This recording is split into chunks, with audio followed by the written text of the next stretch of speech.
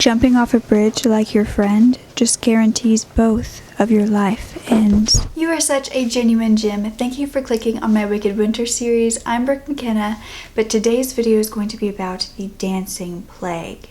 Now, the thought of a plague that engulfs your body in sickness is scary enough, but when it's affecting your mind, that's when it gets terrifying. A plague that dances you to death? That can't be true.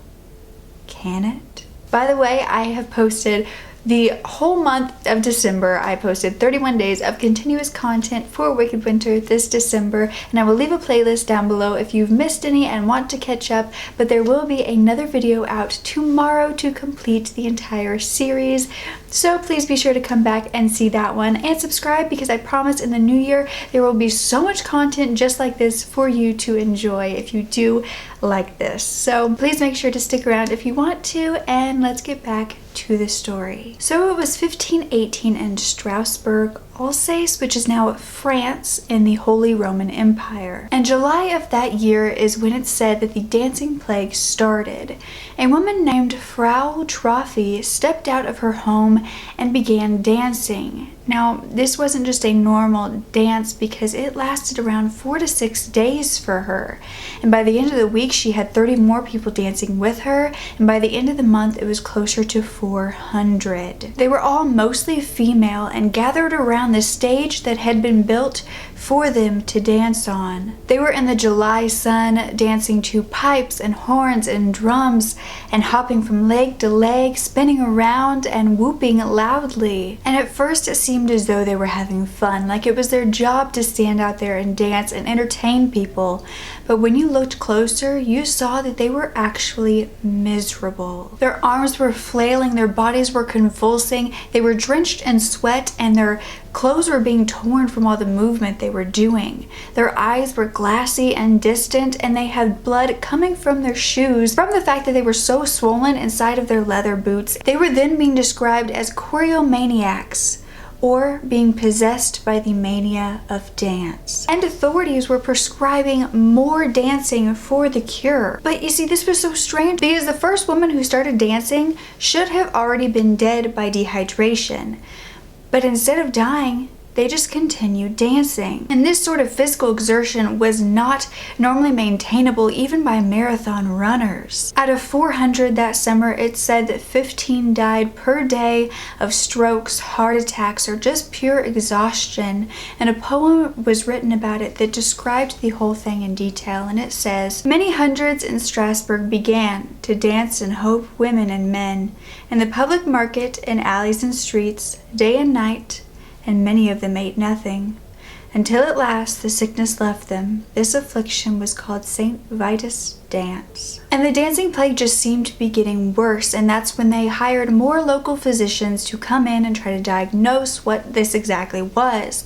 And it was ruled out that it was anything sort of astrological or supernatural, and they said it was just a natural disease caused by hot blood. And they prescribed them to just continually keep dancing to get it out of their system. And so that's when in the town they built this huge wooden stage in the center of the horses market, and they paid musicians to come and play all day and all night so these dancers could keep moving. But this plague wasn't just going to be danced out like they had hoped, and they found that out quickly, because they were putting these dancers in the middle of the public so more people could see them. And that meant that it was spreading to more people who were joining them to dance themselves. The more those people danced, the more people joined in, and this was becoming a huge nightmare, because these people weren't being cured by how much they danced. They were just dropping dead and lasting far longer than they should have been able to dancing. And they couldn't figure out why or where this came from. They began looking back at the very first dancer, that woman in the street,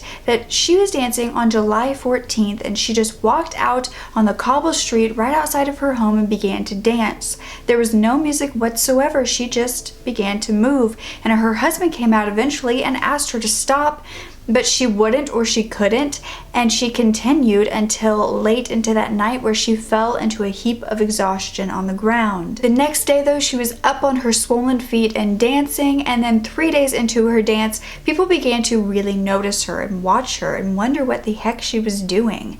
By the 6th day though, the authorities went to collect her and take her 30 miles away to Saverne. They thought she would be cured at the shrine of Vitus, who was a saint that they believed cursed her. Except back in Strasbourg, people had already seen her dancing and they began to mimic her everywhere.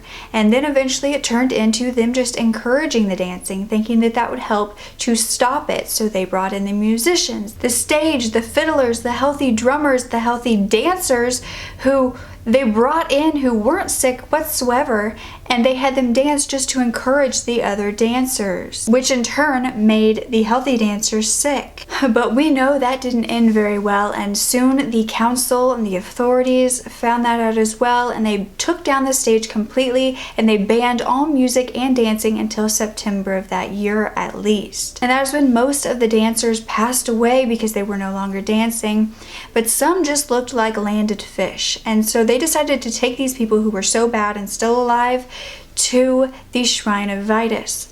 They took them there and they found that the first woman had actually been cured there, and so they wanted to cure the rest of them as well. They put small crosses in their hands, put red shoes on their feet, and sprinkled water on them, and then with a very strong incense, all of that combined seemed to cure them, and that's when they wanted it done to everyone. This whole thing lasted for over a month, and although they finally had this cure, they still had no idea what caused it or what they could do to make sure it didn't come back. I mean, many people had died from this, and their one big theory was that possibly it was food poisoning by toxic and psychoactive chemical products found in ergot fungi, which was used on grains. Now, this is something that we talked about in my Pont Saint-Esprit video, where there was this mass mania basically happening in this little tiny village, and I'll leave it linked if you want to watch that. It was basically kind of the same thing, not dancing, but they went crazy, and it was blamed on the bread, the wheats. And in that case, the baker was actually arrested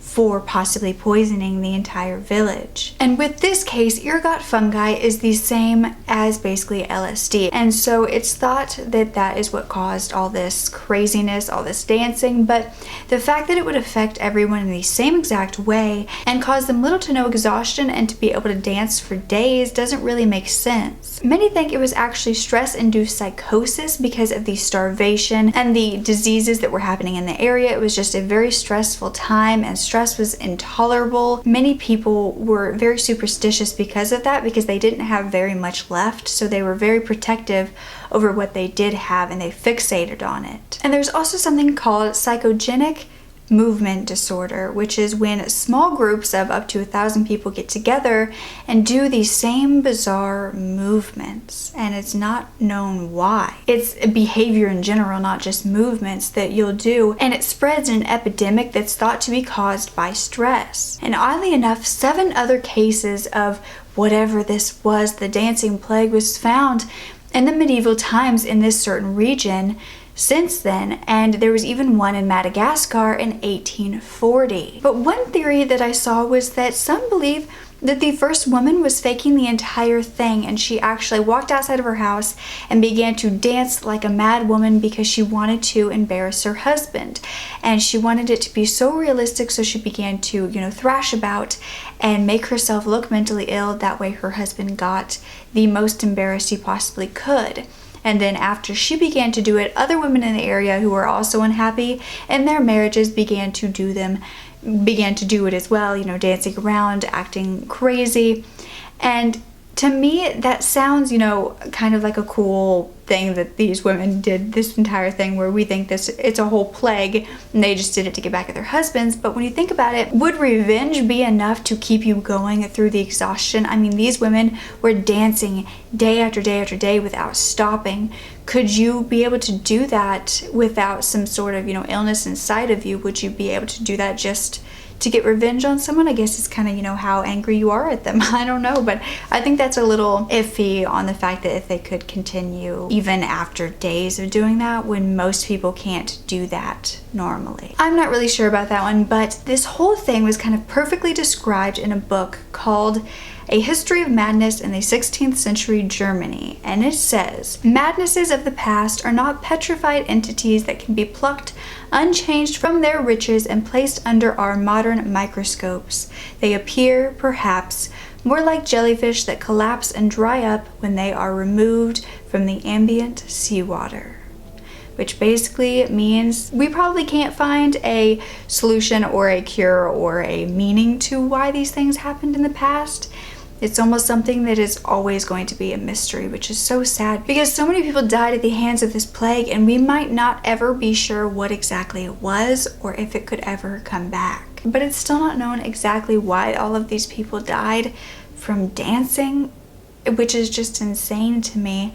I do find that the most likely reason would be stress. You know, if stress can do some crazy things to you and to your mind, and possibly if they saw someone else getting relief from their stress at first, you know, by dancing it out, maybe they wanted to join in and it became this weird, you know, psychosis where they couldn't stop, and they got that rush from it, the adrenaline, the relief, and they didn't realize how much they were doing to their bodies negatively. I don't know, I'd love to hear your theories on it down below. I'm not a scientist, not a psychologist. I don't know much about, you know, the brain and how that works, although it does really intrigue me. But I'd love to know your theories on it and what you think happened, and if you believe that this is actually a true thing that happened back then. I mean, there are some sources, but of course we never really know when it's way far in the past.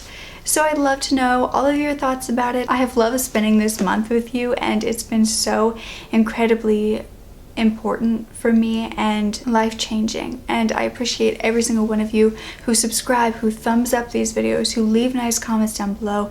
It truly means the world. I'm gonna get more into the sappiness in tomorrow's video because I just have a lot I want to talk to you guys about that's very important for me. So I'd love to have you come back tomorrow and listen to that if you would like. But like I said, this is not the end of Brooke Makenna. This will continue on to 2019. So don't ever forget to speak up. Your voice is powerful enough, and I love you to absolute pieces. Okay. You may not be able to save everyone, but if only you survive against the evil, you've still won.